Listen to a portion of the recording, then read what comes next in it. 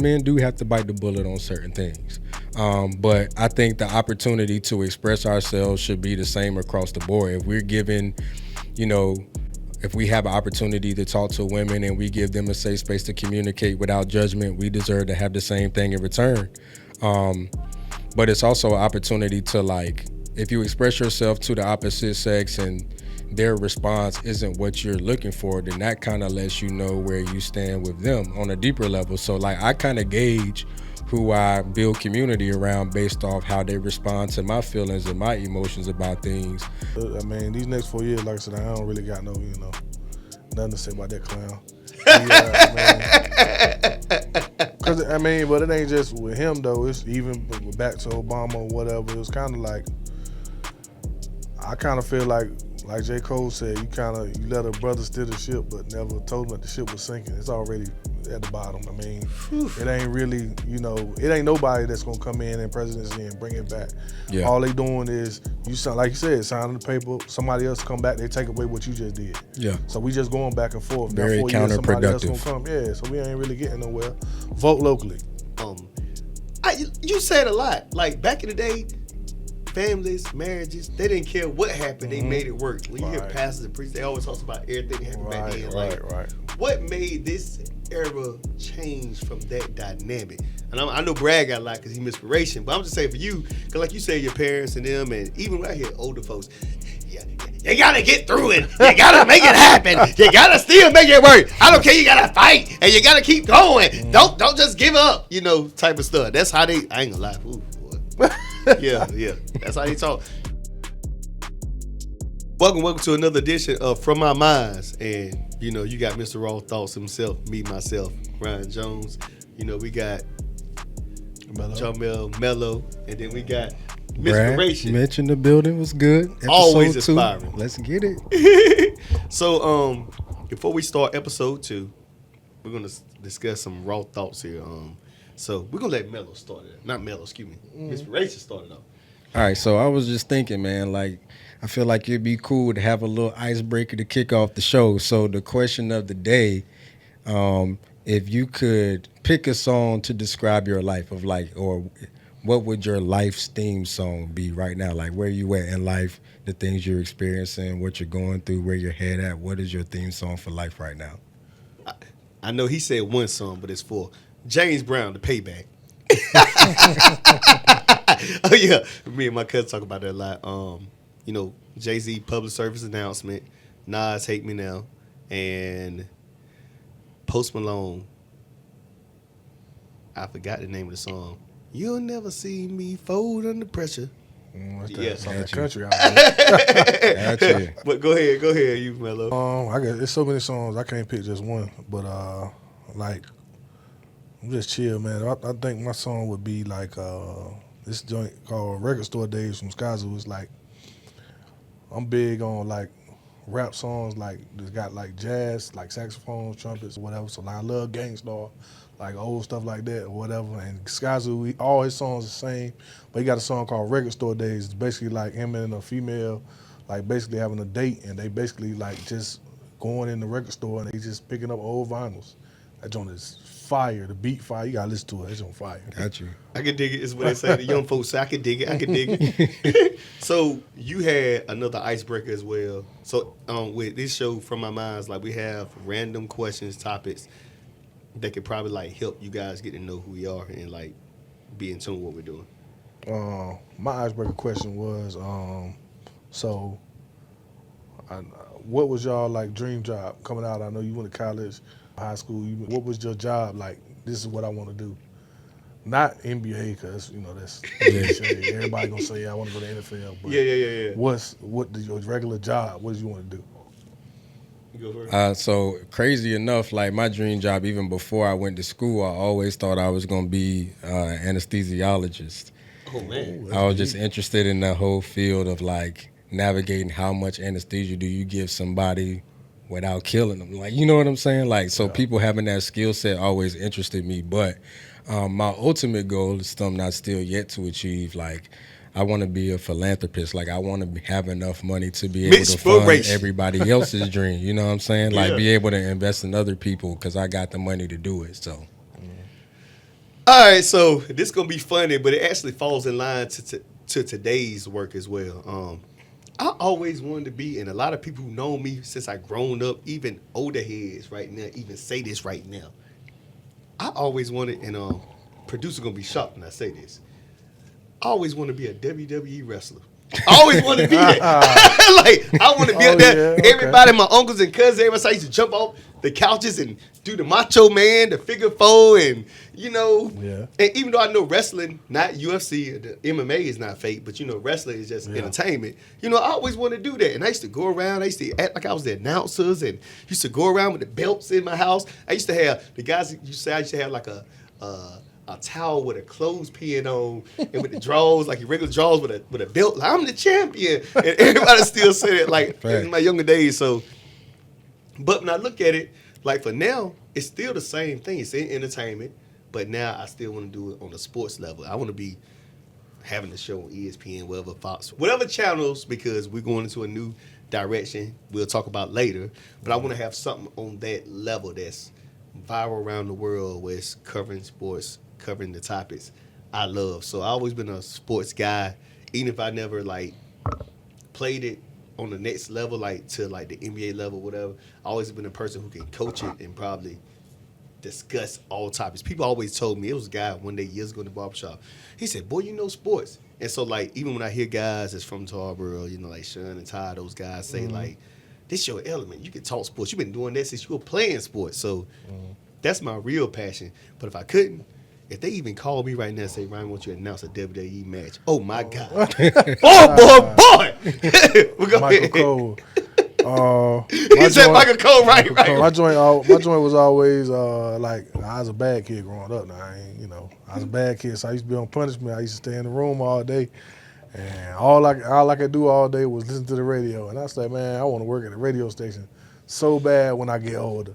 I wanted to be Derek D-Train Austin. So come on now, bad. and you get to see him every day. Now, you ever tell him that story? Nah, I never told him that story for real. But I see him all the time, dap him up, whatever. I ain't never told him though. I was like, man, he was like, he really was my idol growing up, like locally, on a local level. He was one idol though. I wanted to be working a radio station so bad. Or be the dude that do like the Quiet Storm, like Foxy 104. You got a producer back there laughing. That jump, I always want to do that though. That was my jump. Nah, that's real. That's real. Oh man, so with that being said, those are the icebreakers for this week. Episode 3, we're going to have some more dope ones coming for you. So we're going to go into what I love and what they love too as well, although they haven't said it. It's sports, man. Let's talk about the NFL before we go into some deeper topics that's going to inquire, like further discussion. Let's talk about the NFL playoffs. We have the Buffalo Bills versus the Kansas City Chiefs. Then we have on the other end the Philadelphia Eagles versus the Washington Commanders. Ladies and gentlemen, it's a new thing on the stage. Maybe a person up here, that may not like the Commanders, but hey, that's all right. So let's talk about how y'all feel about the Buffalo game versus Kansas City first. I don't think you can beat Mahomes. Woo! Chiefs, baby. Chiefs. That's what I got. I got the Chiefs in the AFC. I wish the NFC in the tie. I don't like either one of them. Because they are in the NFC East, you're a Cowboys fan. Right. I forgot. People. And I hate to say this, but I want the Commanders to win because I can't stand the Eagles. He cut his wrist on that one. Yeah. It's what the old folks tell me. They cut your wrist. He cut his wrist. I like Jaden Daniels though. I like Jaden Daniels. I do. Yeah, he a dog, bro. He a dog. He tough. I think the Bills and Chiefs have like a Super Bowl game before the Super Bowl every time they play in the conference championship. It's like they be slinging that rock back and forth. Mahomes score, Buffalo come back and score. It's back and forth. So it really does come down to like that last drive. I feel like Buffalo has a little more momentum on their side, but I don't want to say the Chiefs got the refs, but in certain cases, but it's like Patrick Mahomes has been known to be the magician of a quarterback that he is. So, he finds a way to make a way, and I respect that about him. As much as I want to go for the Chiefs, I want Buffalo to win. So, for Buffalo part, he already gave his answer on the Commanders in Philly. I ain't gonna lie, man. I think this the year that the Buffalo Bills get to the Super Bowl. I think it's the perfect story from scripted, right? So for me, Kansas City should win. They in the kingdom, is what they say. I think they can do the three-peat like Michael Jordan, new guys did back in the day. They have a chance to do the three-peat, which is crazy about the Kansas City Chiefs. So this is why I go into sports. Like, the Kansas City Chiefs haven't been like nowhere near their explosiveness on offense in the past few years. But people are not talking about the underrated defense that they have. Like, their defense is legit for the first time in all their Super Bowl runs. Like, they're legit. Like, that defense is something to deal with. Facts. So their defense has been so good to where, like, you don't have to have Patrick Mahomes, my homeboy is what people say, to go out here and score 50 points or 40 points a game. He can do enough to get one drive going to do enough for that moment. Right. And I think that's where they're at. So now we're not seeing the same Kansas City style because Kansas City doesn't have to score a lot of points. Now, do they want to score a lot of points? Of course they do. But do they have to this season? They feel like in their minds that, hey, we don't have to score like we used to. We just got to win. But seeing Mark Andrews drop that football last week, that's what they said in the script. Lamar Jackson not getting there. Buffalo and Bills Mafia. I really feel like Josh Allen's about to win the MVP, whether we agree or disagree. And I feel like everybody thought when Stephon Diggs left the team, it's like it's so much raw thoughts on this from my minds, and this from my minds. And from my mind, it's scripted for Josh Allen to get over the hump. It's the perfect storyline. Get over the hump. The Bills never won a Super Bowl. The Bills had lost so many Super Bowls when they was in the Super Bowl. It's the perfect time to say, we got the monkey off our back, like with Steve Young back with the 49ers back in 95. Yeah, the perfect story for them. Like, if the Chiefs win, it's a great story because it could be, like I said, Michael Jordan and the Bulls era three-peat. But if they don't win, ain't nobody going to be too mad. But the storyline to get ratings, to get attention, the Bills being in the Super Bowl off of that, and Josh Allen just getting there, that's one thing. So, I'm saying, I want to say, and I'm about to pull a Stephen A. This is what Stephen A. does, people. And I'm sorry, he may see this, and I hope he sees this in a good way. Because sometimes you got to get on TV for all the right and wrong reasons. Because sometimes when you're doing the right things, you don't get on TV. So you got to say the wrong reason. He gonna be the bouncer. So I'm gonna pull a line where he does. The Chiefs should win. The Chiefs should win, but the Bills will probably win. And that's one of his favorite lines, playing both sides. But go ahead. Yeah, man, I feel like when it comes to the Commanders and the Eagles, I mean, from a storyline standpoint, of course it would be a better story to see the Commanders make it. I will never doubt what Jalen can do.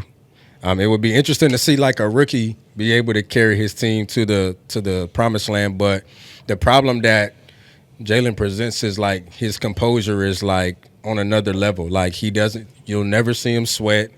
He doesn't fold. Like if he makes a play or not, he goes back to the bench and sits down with the same facial expression. So you'll never know where he's at emotionally, and he's still able to come back out and make things happen.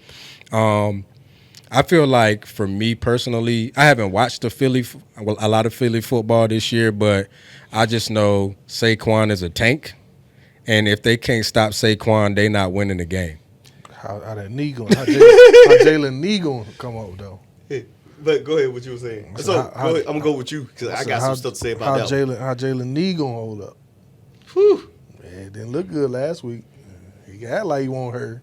He won't hurt. You know, the coach said he looked good this week during, practice. They got to say that. But that part. But like I said, if all he got to do is stand back there and hand it off and let Saquon do the work. Commanders, though. I don't know if he can stand back there this week. Well, I don't know, man. I don't know. I got a lot. Personally, I have a lot of faith in Saquon. I think from a happiness level, he's happy to be in Philly, and I think it's showing in the way he's playing. Like in New York, it was kind of like all or nothing with him. But, like, now that he's in Philly, like, he had a chance to break the rushing record that game, and he told his coach, like, I'm good, let the young boys eat. Like, he could have literally went back out there. So that just shows where he's at. Like, any veteran who's chasing stats would have jumped on that. Like, oh, you only need 13 more yards, Saquon, get back out there. Like, no, I'm good. Let the young boys eat. Like, that's a big positive sign in my opinion. So for Saquon to be happy the way he's happy, I feel like that makes a difference in his play. So for me, I agree. This actually the game I want to see. I mean, because I feel like Chiefs, Bills, Josh Allen, Patrick Mahomes, raw thoughts like it's gonna be what it is. Like whatever happens, this game be interesting because Saquon Barkley has broken the record.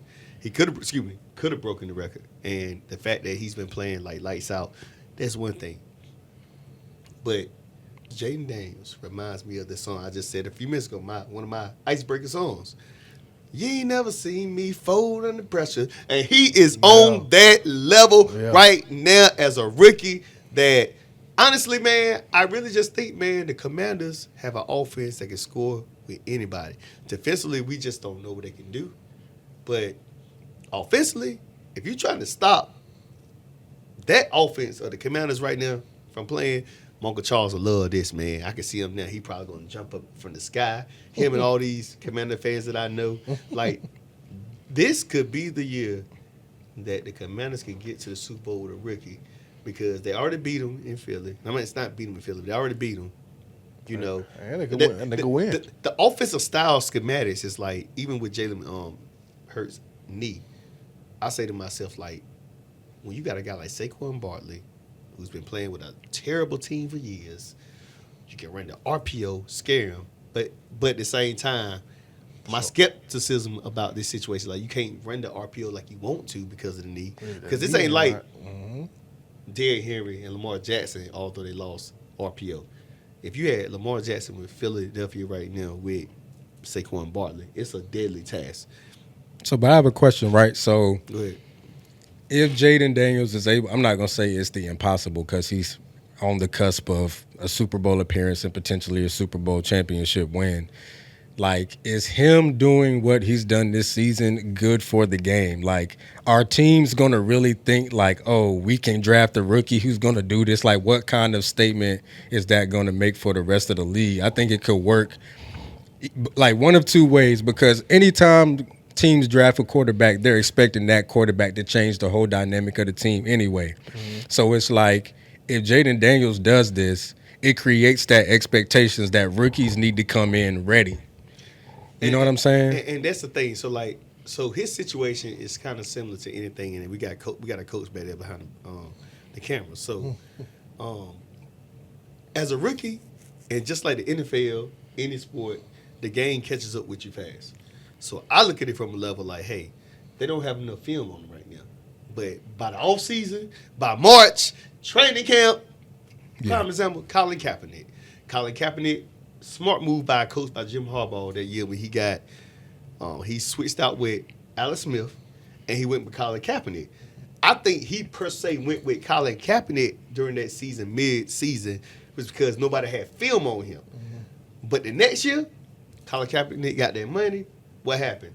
Colin Kaepernick didn't want the same because people got film on you. The game speeds, the film, stuff like that. But the beauty of what I'm trying to say is with him is that he's not just a running quarterback. He's a guy who can actually throw the ball. He can do whatever. So it makes sense for him to be where it's at. I think, honestly, man, it's all about your system. As an NFL coach and an NFL team, you draft upon who's the strength of your system. True. And I think that's where Jaden McDaniels, Cliff Kingsbury worked well as an OC of the Washington Commanders, that he drafted him. Everybody talked about Caleb Williams. I'm not saying Caleb Williams is a bust. He's not going to be a bust. I think Ben Johnson and him is going to work well. But I'm saying that Jaden Daniels was a lot better, but it goes to show LSU is the SEC, true. But the college world of football put all this attention on Caleb Williams because guess what he was playing at? USC, LA, Hollywood. He got all the attention, although Jaden Daniels did win the Heisman and stuff like that before. Right. But even when he won the Heisman, it wasn't a lot of publicity. It wasn't like he won the Heisman. Oh my God, he's so good, so good. Okay, he won the Heisman, cool. To the side. Yeah. He wasn't a coveted. Yeah. And so that's why I think with him, and I think like Patrick Mahomes, He was good at Texas Tech, but you know, when you play in college football, he didn't play in the big games, Right. like the big national championships. So nobody ever thought about like Patrick Mahomes being amazing because he was at Texas Tech and he wasn't in those games that Alabama was in, Georgia was in, LSU or Notre Dame, teams like that. They weren't in those games. So when you see that and then you see these guys come on the cuffs of in the NFL world, like, oh my God, this guy's good. It's because simply they were not in that league in college. That doesn't mean that they weren't good. And now here we are. Patrick Mahomes probably already, before he even retired, already a handmade Hall of Famer. Yeah, Right now, easily. First ballot, Yeah, easy, yeah, yeah. unanimous. Yeah. Kind of like Tom Brady, like Unanimous, you bro. know. And now Yeah. you got that. So that's my thoughts on that. Yeah. Anything? Yeah, I mean, I think, like I said, to kind of transition into the next one, that LSU makes a difference. That USC, you know, they probably play a couple of good teams in the conference before they split them up, but that LSU make a difference. That pro-style offense. That's why I said I think he was more ready coming out of college. You think But about yeah, Joe so Burrow? that- Joe Burrow was there from there Right, as well. that culture is But different. so, if I'm not mistaken, Jaden Daniels didn't start at LSU, right? I think he played at. Didn't he start at Arizona State? transferred, Arizona yeah, State yeah. with Which- Brandon Ayuk, Which is see, why, but, which is I'm a sorry, great not talking segue about, into our transfer portal conversation. Yep, Because yep. when I remember, I saw a clip not too long ago. I don't know if somebody made it themselves and like compiled stuff, but I remember like the day Jaden went, that he put himself in the portal, like his teammates went in the locker room and started throwing his stuff away in his locker, like F him. I do remember- I do like, remember that. I yeah, do remember and that. so like my man went to LSU, had success, got the platform he needed, but Yep. you know, I think like we talked about, and I said this off camera, like I think the transfer portal, if utilized the right way, can be beneficial, but if you don't have the right mentality, it can be detrimental for a college athlete. So program matters, like you say, even in the NFL, the system matters. So you might choose the school and say, for instance, like The coach get fired. Right, something coach like get that. fired. Now Are you you- got to deal with this, and you still on this team under contract. because it's work like out. now with NIL and transfer portal, like the commitment to stay isn't as strong no more. Bring So me to football has become a business rather than just an obligation because you got a scholarship. brings me back to this now. So we talking about, since you brought that up, NIL, college, even high school now. How do we feel? It's messing the game up both ways. Football, basketball, it's messing up everything all the way around. It's really hurting the schools because you ain't really got the same commitment no more. I mean, like, from, like, even, you know, I'm a Carolina fan. We struggling now because we haven't really adjusted to the portal, the NIL. We probably ain't used to spending, you know, big time money on getting these top 10, you know, players in the nation or whatever. Coach K was already doing this beforehand, not saying, you know, in the NIL form, but Right. he was already, you know, That's a going bit of out a and big getting key those. guy though. You know. for Yeah, Carolina. yeah, So, last night, yeah, that's a big one. But that's what I said. We got one, but it ain't like, you know, we ain't really been getting them lately though. Yeah, typically those blue blood schools, they never really had to do Yeah, anything we extra ain't- to get kids to come. It's like you go to Kentucky, Duke, Carolina, Kansas, you kind of got your path to the league. You know what I'm saying? Basketball-wise, like, you're walking to yeah, the so line, it's right, kind of right. like those schools are kind of like you're guaranteed to go to the league if you go to a school like that. But yeah, man, I agree with Melo, man. I think like I said, it just all depends on the perspective and how you look at it. So for me, am I happy that players are getting like money for their name, image, and likeness? Absolutely, because you don't need to be making these folks sitting up in the executive area, the C-suite, all this money. Yep. You know what I'm saying? I could go deeper, but I'm not. But it is a good thing to see them getting money. But I feel like, I don't know. I feel like this NIL is causing people to lose some pride for the game. And it's like, oh, in a sense, it's like I can actually be bought now.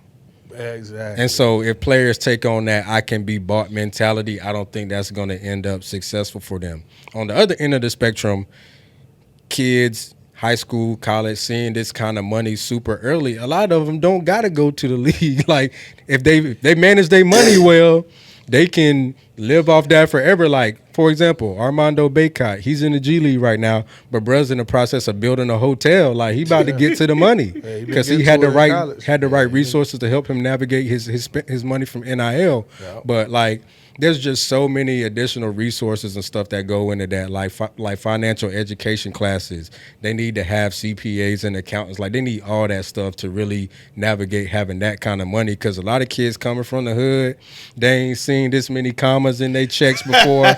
They gonna go bananas, bro. Straight up. Just like Go ahead. with my man from Reedsville.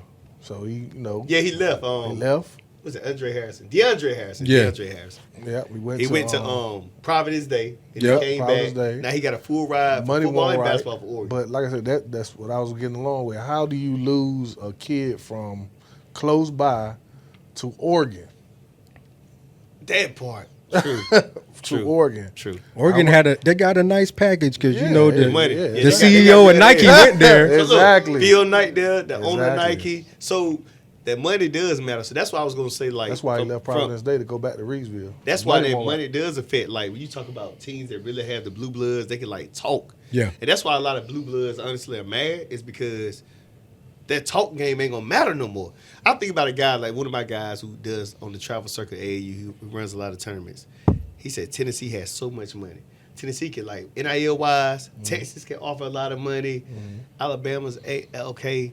USC, Hollywood can offer a lot of money, football, basketball, whatever. Carolina, Then you got you say Texas, I say Texas. Oregon can definitely offer the max. They can And offer then that, let's yeah. be real, I'm gonna throw a monkey wrench in. This gonna really hit y'all. Y'all ready for this? We didn't even talk about this off the air, but I'm gonna hit it to them right now, so you getting the full, authentic episode of what they about to say. In the coffee shop, a month and a half ago, and they said, you want to talk NIL? They feel like NIL is unfair, true, but they talked about two schools, one school that can, like, destroy the NIL. They said because of their donors and their millionaires and their people that come from there. Who you think I'm talking about? What college? Carolina. No. Random college, but go ahead. Who you got? You said they got donors and They millionaires. got plenty of millionaires. What region of the U.S. are they in? West, North, South, Midwest? North. North. It's a random question. North. Yeah, I mean, They go ahead. You go ahead with it. I don't know But I'm too just much. talking because, like, they I have, don't like, know. real life, like, millionaires who've been there, business successful people. They said if they ever want to do it, they could, but a lot of kids probably won't want to go there. Just being true with toe. Correct. Harvard? That's crazy. Harvard. Crazy. Yeah, because, like, they got all these business Yeah, I never would've millionaires. thought They that. really want to say I they want never to enter this would've thought circuit. Who could stop it? Like, Yeah, they I have never all the thought money that. to do it, but I don't see no kids going there. You know what I'm saying? Like, Yeah. For that Yeah. level. But But I never envisioned the number one player in the nation going to BYU. yeah, true. But I also don't think Harvard wants to take on the mantra of, like, players not graduating. Right. Like, most of the players that play for Harvard stay 4 years, get their degree, Yeah. so they can be a part of, like, that pedigree. Like, you really ain't certified Harvard until you graduate. And it's true because, like, if you Bro. graduate from Harvard, we wouldn't even, like, anybody graduate from Harvard. You put that on your resume. I graduated Yes, from sir. Harvard. Hide on the spot. You would, When can you start? You would think so.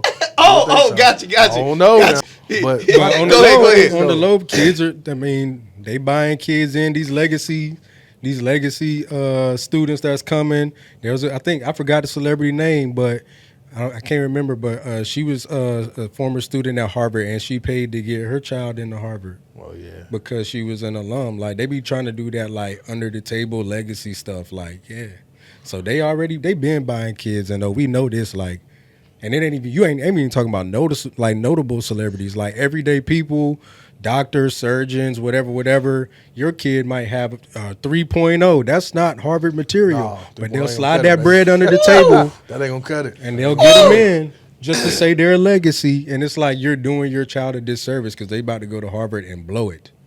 I ain't even, oh, God. That's why From My Minds is good. So, before we get out to sports, because we're going to knock this out real quick, because we got a few more topics to knock out really, really quick. NBA. You know, I ain't watched a lot of NBA. I'm a Westbrook guy. I feel like Westbrook might get his title this season because I feel like he's in Denver. Jokic and him are playing. I don't know what the West got. I haven't been looking at a lot of NBA. And even though I'm a sports guy, I'm going to lean on Melo unless Brad has something to tell me a little bit about the NBA? Because I know you probably got that them NBA channels. Ain't nothing lit going up. on.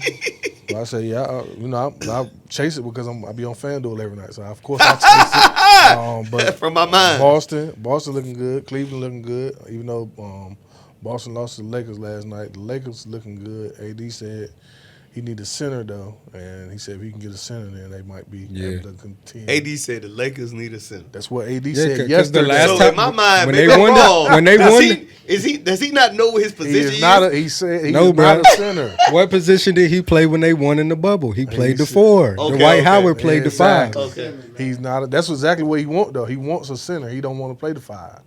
And I think Trade deadline is not up. Trade deadline to it's coming No, up it's like, not up. like first week of February. who can the Lakers get to please his needs? He could do just like Fonte said, get the White. Where's Dwight at? He's unsigned. Just So get he's the still White. a free agent. He ain't no Japan, no other no, league, he nothing. ain't playing overseas or nothing. He just chilling. Somebody that can bang with your They don't That's even need. it. They don't. That's- They don't need a super dominant big. They just need somebody who can play strong defense and create a diversion down Because low. that's all AD want. He don't want to guard Jokic. Oh, that's So the get a real 5. How you That's- be Mr. Defensive Player of the Year, play defense and The shot difference like when it? you put that 280 on him. Put that 280 on him. He can't. Bro, I'm telling you, different bro. beast, I'm son. Yeah, telling you. different beast. Yes, sir. I'm telling you, bro. For real. You don't want that smoke, man. bang on. If you watch, like I say, y'all, I know y'all watch boxing or whatever. Deontay Wilder was tough for years, right? Until he fought Tyson Fury, and that weight, he's all hitting him. That weight something different. That's gonna wear you down, dog. Facts. AD can't handle it. Then we wonder why he's scoring 10 points. He got to guard him the whole game. Yeah. So outside of LeBron, because LeBron is like exceptional for his machine. level to It's be in crazy. great shape. Yeah, crazy. Like, what else the Lakers have? Can the Lakers even contend for a championship right now? It's more like, Making hey, some adjustments. it's fun. Oh, they making some adjustments. I like they got the young boy Max Christie playing right now. He playing pretty The good. Doug Christensen? Nah, I don't think he got a brother that play with the Clippers. It's crazy. Oh, man. Yep. I think they are Doug's kids, though. I don't know if they his kids or not. I know Doug coach from Sacramento. I just noticed that the other day. He the head coach at Sacramento right now. It's family ties. That's people. Let you know that raw mind, raw thoughts for me, but also from my mind's resources and networking does matter. Yep. Cause that's how absolutely. So- Absolutely. Do you like JJ as a coach? Is JJ really a legit NBA coach? Or more like we just put him in here? He doing well so far. I mean, I can't say he's doing bad because, like I said, they is winning. So I can't say he's doing too JJ don't bad. got a body of work for real, so we can't judge Yeah, him you for real. can't You know really- what I'm saying? Like he ain't got no body of work. I feel like I think LeBron likes JJ because they're both two high IQ basketball guys. Like whether they played the game or not, the way they can communicate and talk ball, Bron likes that. But Bron got to remember everybody don't have that same intellectual capacity. So Right, you know, like. There's a reason why like Bron has flourished by having a player like an AD who has a strong IQ, a Kyrie who had a strong IQ. Like when LeBron has players who can either improve their game or gain a better understanding of ball, that's when his team flourishes well. Miami, him, D Wade, and Chris Bosh together. Then they had Ray Allen. All pretty much their whole Kinda like roster just- was yeah. high IQ players. They kind of have like role players. So like, it's not so much social- it's not so much an actual like, do you got game? It's a can you understand and comprehend the game as it's happening. Since you said about Miami, question for both of y'all. Eric Spoelstra, do you think he really a good coach naturally? Because after that, like he wasn't probably looked at until after that year with Chris Bosh, Dwayne Wade, and LeBron James. You think like 'cause they didn't been to a few championships since then? Like, how do you feel about Eric Spoelstra? It goes back to what we was talking about the with the Jaden Daniels situation with the power conferences. Miami developing players like it could be a no name from a school like Duncan Robinson. Duncan Robinson was a D3 player and went to Michigan for 1 year and shoot he starts. Let for him be Miami. the NBA analyst on the show. And then Breaking it down. What's the name? It's another boy they got now, like Khalil Ware. I never heard of him before. He been killing like the last 7 or 8 games. Like 7 foot, got kind of like a Wemby type frame. Super long wingspan, and they developing him over there. Bam, Tyler, like these dudes on the team, you never know who they is. Tyler, like, my dog, bro. I've been Hakeem, watching him I since like high Hero, school, yeah, I bro. like He Hero. a dog, bro. that He a Jaime dog. Jaquez or whatever, Jovic, they got a whole bunch of dudes they just developing and they playing good basketball, and they probably go somewhere else and sit on the bench and never hear from them again. So with that being said, we're gonna get out to the sports topic because we know we got some other topics to cover. We're gonna say one topic for last. It's gonna get deep, but parenting. We're gonna go off the topic of parenting. Like, you just had a son, you have two, and I'm sitting here with four. I'm like grandpa over here, boy. Yeah, so, how does parenting work from the perspectives of co-parenting to kids and how they are? Like, how do you relate? You have a boy and a girl, or Boy and girl. oh boy? Go ahead. I'll let you start first. Before I get into my saga, and you have Woo. a mention. I mean, parenting, if it's done the right way, would actually be, everything would be perfect. It don't be like that, though, in this day and age, because it's so many. Like, social media, people put their perception of what parenting is supposed to be out here, so then, it's already a gender war like we talked about last episode. Right. So, like I said, women and men going back and forth instead of just doing it the right way. Like, let's communicate. Most of the time, like I said, in this day and age, correct me if I'm wrong, mother and father ain't really together. Yeah, that's You know what I become mean? more of a norm. That's yeah. the norm right there. I Yeah. mean, we might not want it to be, but that's the norm in this day and age. I Yeah. tell my parents all the time, like, they get at me about stuff dealing with my children, and I was like, y'all didn't have to go through what I had to go through because y'all was together for my whole entire life or Right. whatever. So it's different for you. You didn't get to see. You don't got to see what I have to go through. When I call or whatever, I don't get no answer. Or when I say, let's meet to do this or let's go do that or whatever, just to try to make it easier for my child mothers, and I got to go through all these paragraphs and this, that, and third. So it's different for me for sure. I mean, like I said, I know it's probably different for you Yeah. because y'all, you married, but like I said, it's tough for me Yeah. out here to co-parent, just because like the communication don't be where I need it to be. So, and before I go to you, so like back to you, 'cause I want to push back on this. Not push back, like bring some more out of him. You said a lot. Like back in the day, families, marriages, they didn't care what happened. They made it work. When you hear Right. pastors and priests, they always talk about everything that happened back then. Like, Right. what made this era change from that dynamic? And I know Brad got a lot because he's inspiration, but I'm just saying for you, because like you say, your parents and them, and even right here, older folks, yeah, you gotta get through it. You gotta make it happen. You gotta still make it work. I don't care. You gotta fight and you gotta keep going. Don't just give up. Type of stuff. That's how they. I ain't gonna lie. Ooh, boy. Yeah. That's how they talk. Yes, ma'am. No, ma'am. Yes, sir. No, sir. That's what you, It don't matter. You're supposed to still be there. But I just like, how do you feel like? How did that happen back then? like I said, it was different back then because, like I said, you ain't had no social media. You ain't have. I don't think you just have people pumping the wrong stuff into your ear, and you're Right. not, you going forward. And another thing with this generation, child support is major. Like women are really, and I ain't trying to bash nobody because it is what it is. But women are really like they bank off like, oh, you do this wrong. Like even moving on to get another girlfriend, child support. Because they mad because you moved on with your life. I had a conversation with a female the other day. This girl told me, like, the reason why so-and-so might have put you on child support is because you hurt them. I hurt them because I went and tried to make my life happy with another woman. Woo! Does- From my minds, How baby. does that We work, get though? deep, baby. I'm just saying, how does that work, though? Yeah. Like, I ain't going to say, like, if you move on, I'm still going to be there for my child.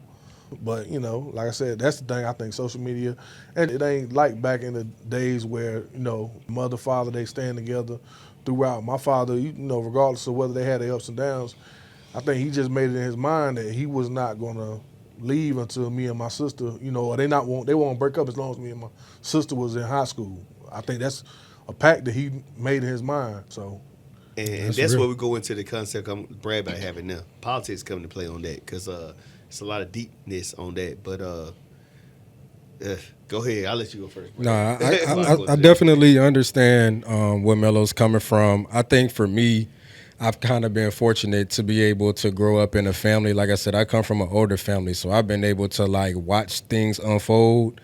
I've been able to see older family members, cousins, have kids young or just have kids, not stay with the child's the other parent and having to argue about pick up and drop off times and court dates and all this and that. Y'all didn't get no closure to y'all's relationship, but now it's a kid involved, so y'all bitter. Oh, he done moved on, she done moved on. Like, they ain't better than me. And like, bro, what does that matter now? Y'all not together. And so it's just like, people don't be wanting to go through that healing process to benefit the kid, man. Like, and sometimes closure, like I said about compatibility, sometimes closure is a figment of the imagination. Everything ain't gonna have closure. It's about just being an adult about it, taking your lumps and keeping it pushing.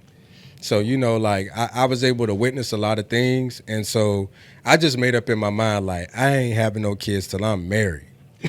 Like, Smart, you know what I'm saying? You got smart. You got smart. And so, I was fortunate enough. Don't wish on nothing in mine, because I love mine, but I get it. Love my kids, but man. Yeah, man. Fortunately, I'm blessed to say I kept that end of the bargain, and, I have a 2-year-old son. You strong, because that don't work like that in this day and time. So, Shoot, boy. But parenting has been great. It's just, I learned a lot. What I'm learning about life is we're just an adult version of the kid we were. You know what I'm saying? And so, like, a lot of the ways, a lot of the behaviors I have, my outlook on life was all about the things I was taught and the things that were imparted into me when I was young. And so what we're doing as parents, it's a cycle. We're doing the same things with our kids. Like, what I've learned to do is, like, take the things from my parents that I value and instill it in my son. And the things that I saw my parents did that I wasn't a fan of, I'm not gonna do that. I'm gonna create something new. Right. And when my son gets older, he'll do the same thing. It might be something me and my wife do and implement in his life that doesn't work for him when it's time for him to be a parent. And that comes with it. But overall, like, parenting has been it's been a journey. Like, you're never gonna be the perfect parent. It's easier when your child's younger because you're thinking for them. So I'm looking forward to, but I'm not really looking forward to that stage where my son is, like, old enough to make his own decisions, and then I got to have more, like, sit down conversations with him about how he has to move in society with friends, women, relationships, law enforcement, like all these different conversations that you don't want to have, per se, based on the circumstances, but you have to have them. So, my dad was never a talking dad. Like, my dad put me in situations to learn. So, we would talk, but my dad was very much like, I'm going to show you better than I can tell you. You know what I mean? And so that's helped me be the man I am today. And so I do plan on, doing that with my son, but I do plan on talking to him more about navigating emotions more. I grew up in that, like, big boys don't cry, you know what I'm saying? Suck it up, stuff like that. And so, my mom, I'm the youngest. It's me and my sister. We 17 months apart. So we still relatively, close in age. She was the planned child. I was not. I was the surprise. But, at the end of the day, like, going from navigating raising a daughter to having a son, it was a shock for my parents too. Like, because there are different things you got to do with a boy that you can't do with a girl. Right. So more power to you, Mello. I'm gonna keep you in my prayers, bro. Bro.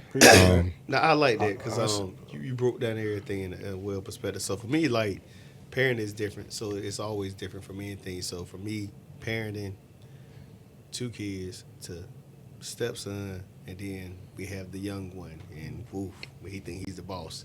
So it's different, like 4 kids, but you never want a situation to ever come off like as a rivalry. Like, it's a Duke, Carolina, Washington Redskins, Cowboys. If you're done, you're done. That's cool. That's all right. That's fine. But it should never come off to where, like, the two hate each other, or you trying to blame somebody as this person angry, that person angry, whatever's angry. Like, it should never work like that, because it's not necessarily that. It's more like, hey, like you were saying earlier, like, things move on, you go. That's, as in when it comes to parenting and stuff, it's fine. Like, things don't necessarily work. That's okay. That's cool. Everybody incompatible. And like you said, everybody you don't have to do life with the other day. Right. And that's fine too. But at the same time, let's not make it when we see each other, we got to roll eyes and throw eyes in the back of the head. I can't stand that. It don't have to be like that. At the end of the day, it's about, like, who the child is. And, like, you can't get mad because at the end of the day, I look at it like this, and like, regardless of what you say, regardless of what you agree to, whether you agree or disagree, you had something going on together. You had a true passion, a genuine passion. Facts. You had enough time to make the babies. I ain't got to go into raw thoughts with that. So, I mean, apparently something was going very well. Yeah. And just because it went sour or went south, it still was made. Babies don't get created off of, I mean, you may have something made created once at the time, but you also have, when you're in a relationship where you're dealing with somebody for years and years, and babies are created, that was something pretty much either planned or somewhat like, hey, if it happens, it happens. It don't, it don't. Yeah. So, like, either way, don't make it out to this person and this person. No, this person want this person want that. No, don't. We ain't gonna play them games because you want to make them babies with that person. Yeah, it's just not. It's just not ideal. Like, and I agree. Like, I've always been a big fan of like, or a promoter of like, you know, it's never a good idea to like badmouth your ex because at one point they was your sugar honey iced tea. Right. So it's like now, if y'all broke up and you got all this junk to say about him, it just makes you look stupid for even being with them in the first place. When you start calling out all their flaws, now that you're not with that person, like it doesn't help the situation. You know what I'm saying? And you can't manipulate it in a conversation with like this. So when that happens, and you know it happened, and people in the world, this being logical, raw thoughts from our minds, it's a logical thing. Like it comes, this is where it gets real. And now y'all hit me with the deep. At the end of the day, like you can't come off as like after everything, the dust settles and everything happens, you can't use the default. He's a bad person. He ain't morals or principles. No, you can't use that because that's never the issue. And people like to use that. Like to throw that term. He's a bad person. He's a mean person. He's an angry person. He won't never angry when you was boop boop boop bow whatever it is. You know what I'm saying? Like you won't complain it then. You won't complain it. You stay with him. You was with him for months. You were dealing with him. If they ain't did anything out of the ordinary to make you say like, hey, let's prime example. Like let's say, give an example. Can't say nobody's mean and angry and all this stuff. I mean, if you went to the beach with them, if they were angry at me and they ain't like it, they would throw you off the balcony. Bro, I mean, but they're not. So, like, just because it doesn't work, don't start using the default conversation. Yeah. Oh, he's a bad person. Oh, he's not genuine. He's not. Man, please. Like, and everybody, you have these other folks who like to throw these love stories out, like they genuine and love stories and all love. And at the end of the day, you're talking about this person, but the next person over here trying to hit you with, I love and this, and I'm healing you. And whole time, they just trying to knock you out your boots. And when that's over with, it's over with. Like, so it's no different. And they'll try to use it as, I was definitely, man, no, you won't. You just trying to knock the boots. And sometimes, I might get even deeper. Sometimes you ain't got to use the poems. You don't have to use the love stories. You don't have to use the healing. Shoot, at the end of the day, some people just going to, like what the song say, no great goose if they don't get loose. Some people just gonna pull their pants down anyway. You ain't got to do all that. They just gonna do it. Like it don't even have to be that difficult. You ain't gotta go through all that little poetic justice type of stuff, man. So like, I'm saying to myself, like, you was there, it happened. Don't start trying to manipulate it like something is like such a terrible thing when in reality, if you had enough time to make baby now, our situation may be different. I'm not saying everybody's situation is the same, but what I'm saying is like, everybody that was made wasn't just an accident. Like a lot of the times, things are like, you know, pre-planned. I'm gonna let you go before I go to the next. To piggyback off what you just said, though, I agree 100% about like, all right, we move forward or whatever, but the child, they observe everything that goes on. Facts. They observe everything. So, like I used to tell my, kids, parents, mama, whatever, they see how you act towards me, or they, how we going back and forth. So that's how they gonna act because that's what they see. If we ain't communicating on a positive level, then they ain't gonna communicate positively. They ain't gonna, know what it is. They ain't gonna know, that we working together to make sure that they got both parents involved in their life. That's what I've been pushing, for the whole time. Even if we ain't together, like let's communicate positively. Let's work on something that works for us. And I don't care about the moving on. Like I said. Boyfriend, like I said, I got one, she's married or whatever now, I got another one or whatever, I don't know her situation, but like I said, as long as we communicating positively, then it's going to be good for our child. Right. You like I say, and like I've heard people say, and I tell people all the time, like, y'all can be beefing behind the scenes, but y'all better be a team in front of them kids. That's right. Because they go by what they see. Kids going to manipulate the situation. Whew! And Yep. you don't want to get in that who's the better parent competition because a lot of times that's what happens too. Like And they're gonna always use the better Yeah. parent Part of who the gender gives them what they wars, want. right. And gender wars, but also the better parent conversation can come in.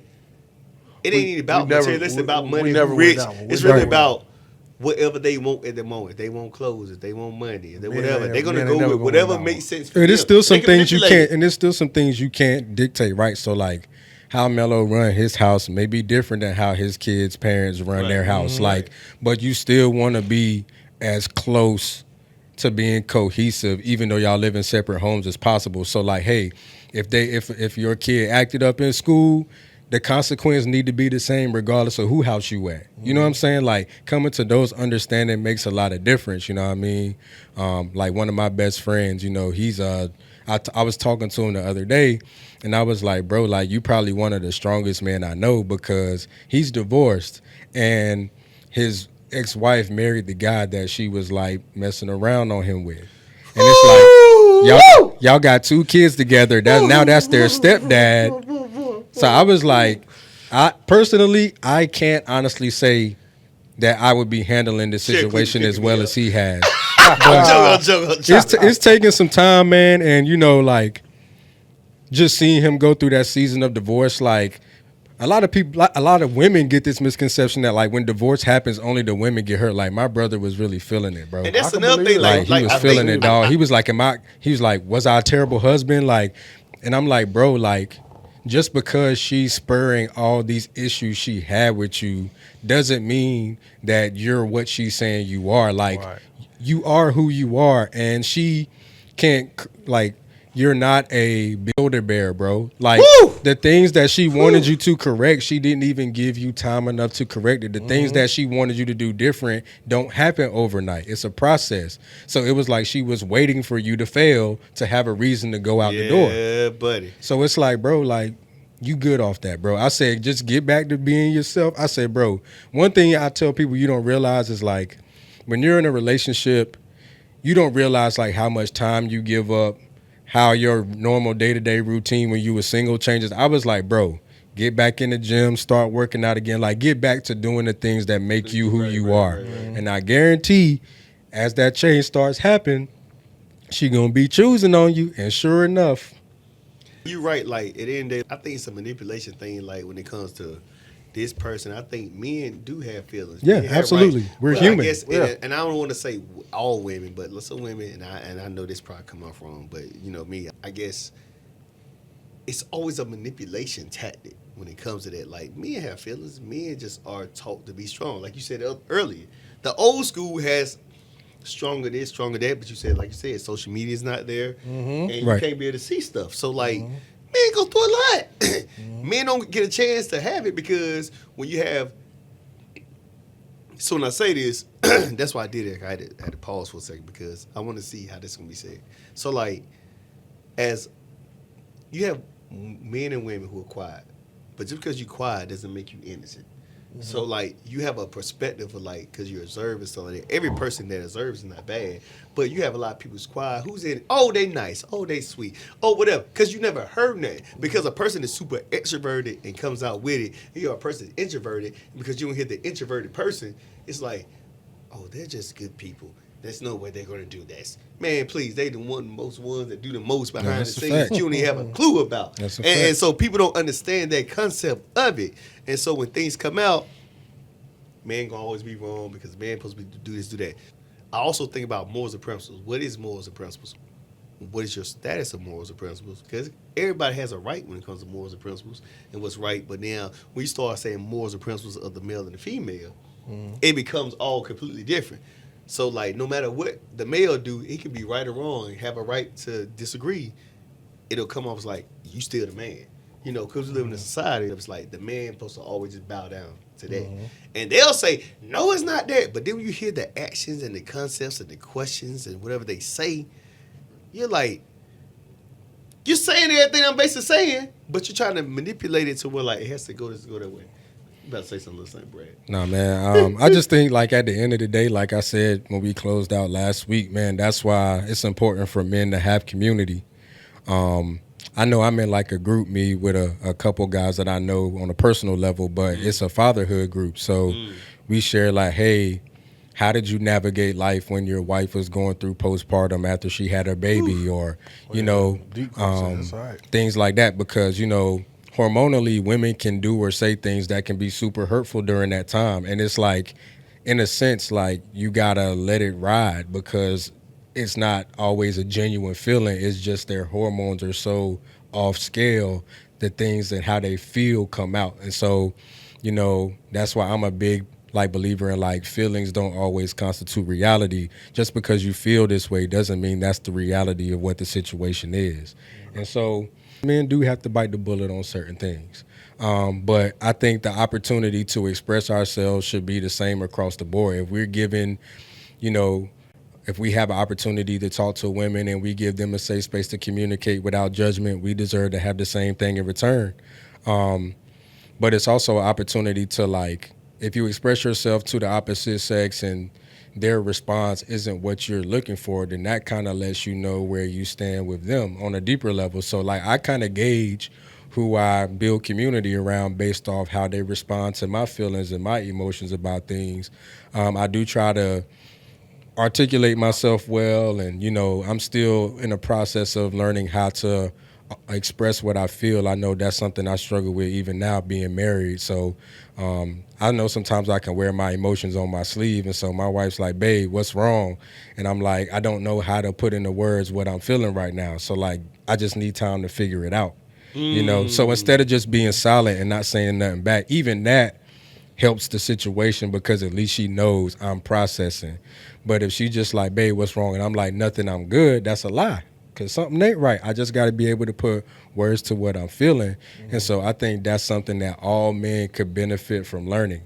Glad you said that, man, because I ain't gonna lie, I go through that right now. Some stuff may come off in a way where like I have a whole lot of bottled up stuff, because I don't even know how to process it, like I had to put it out, and then it comes off as like, maybe I'm just this and I'm that. In reality, it's like, I don't even know how to say it. I don't know how it's gonna come off. So it be bottled up to the point where like it's bottled up because I don't know how to express it.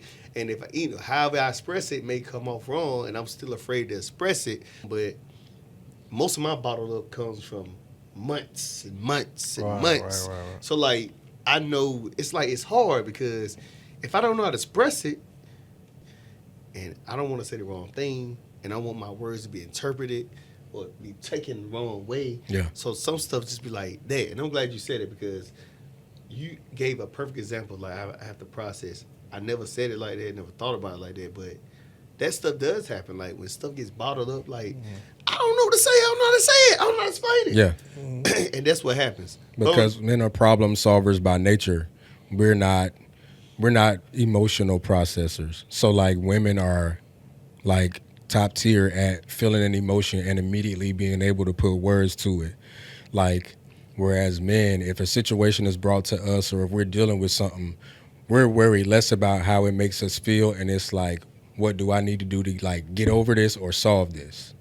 And so in those situations, I just say all that to say like therapy matters. And that's why, speaking of that, raw mind, raw thoughts, I'm going to therapy tomorrow at 4 o'clock. And especially with that, because what you were just saying, like, for me, it does matter. And then not only that, like, you know, it makes you feel like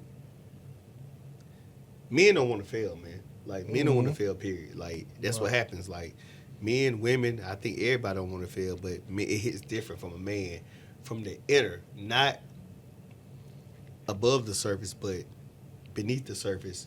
We as men, even if we express it, we don't express it, we don't say it, we don't want to fail. We don't want to fail nobody. We don't want to fail our wives, we don't want to fail our kids, we don't want to fail even the mother of our child, our mom, our dads, our parents. We don't want to fail nobody. And it's a lot of pressure that people never will understand. You always want to make sure everybody's good. Everybody think everybody's selfish. Nobody's not trying to be selfish on purpose. It's more of a level like we just don't want to fail. And we want to fail y'all. But if we fail, it puts us in a sunken place, you know, and people don't understand, like, or overstand, or however they say it, you know, that part.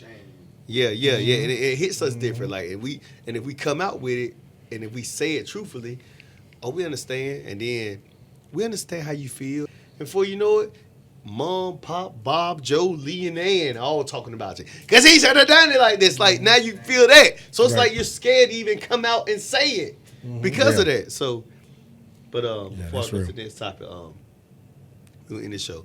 Politics. DI, the gender war. Trump has been elected, and he's made some interesting topics to what you guys can discuss. Who wants to go first?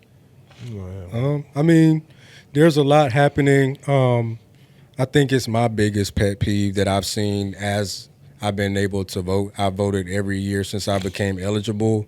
And there's this weird cycle that happens where we'll have a candidate in office. So, for example, years ago, George Bush was in office. After his 4 years, Obama was voted in. Obama spent his first couple days, weeks, signing off on executive orders to end this, end that. Obama gets another term. He leaves. You know, Trump comes in. He's signing off on stuff.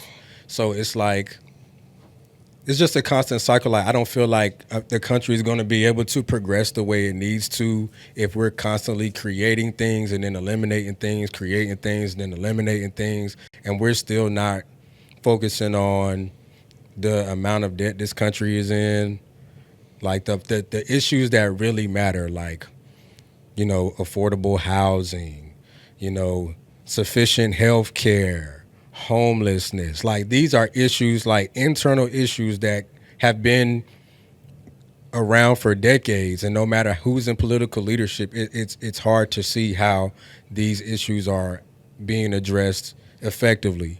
In terms of Trump with this DEI designation, I feel like DEI in itself was a really popular buzzword, right? So even though the word DEI is going away, it doesn't mean the work of DEI has to stop. The civil rights movement was a form of DEI because they were looking for not just equality, but equity. In a sense, we're still looking for equality and equity today. So just because the term DEI has gone away from like a workforce and federal level, it's just going to be interesting to see how big corporations and companies respond to this. Obviously, we know a lot of companies have already done away with it since Trump made the decree. I just saw today that actually Target has gone away from DEI, which is kind of surprising. So it'll be interesting to see how the minority communities of color, I know they even had like clothing and expressive products for the LGBTQIA community, women's business, women-focused things. Like, it's going to be interesting to see how people respond to this. Are you still going to continue to shop and do business with these corporations, or are you going to really, like, in a sense, boycott that to show them how impactful your dollar is for their business? So that's what I was going to say. So that's what it gets good. So, like, with those situations and knowing that boycotting, and let's say the next people they go to who are like with them, but their stuff costs quadruple more. Could you like see them like still going there to spend more money? It was more like we're just gonna fall in line. I mean, people gonna like what they like. I know there's gonna be people who, I mean, before DEI was a thing, people shopped at Target, so it might not make a difference to them. You know what I mean? Like, for example, I worked for Apple a couple years ago in Durham at South Point Mall, and the one thing I loved about Apple is their structure was really about having their store be a reflection of what the world looks like. So we had black people in management, white people in management. We had LGBTQ people in management. Like, we had just a melting pot of people from all cultures, backgrounds. We had black, white, Hispanic, Asian, Indian people working there. I ain't gonna lie, I forgot my man's name, but he was actually blind, but he worked on Apple at the sales floor. That's crazy. Bro sold $8 million worth of product in a year, bro. That's crazy. $8 million. Whew. So you thinking about iPhones, iPads, laptops, and you can do business contracts too. My first year at Apple, I brought like just under $1 million. I was like $847,000 worth of product just selling stuff on the floor in the store. But I love working at Apple because it was just genuine love. Like, it was love for people as humans. You know what I'm saying? We didn't focus too much on, there was no need to focus on race because one race didn't outnumber the other. It was really even across the board. And I feel like if more businesses and corporations operated that way, like, you would see a completely different identity of these businesses. You know what I'm saying? The pay was super fair at Apple. So, you know, like, that's a big plus. And yeah, man, it's probably one of my favorite jobs I ever had. So now with Apple, I think Apple was up there with Trump and Elon Musk, X, Jeff Bezos, TikTok. Do you think it will be the same? What's going to change? Well, like I said, Apple was about this life before Trump even being a political figure was a thing, because this was like 2015 when I was like working at Apple before Trump was even thought about as a president. So, like, I don't think that's going to change. I think it would be foolish of them to change. I think their relationship, or at least their CEO's relationship with Trump, is more from a investment standpoint. You know, rich people want to get richer together. So that's probably why we saw what we saw at the inauguration.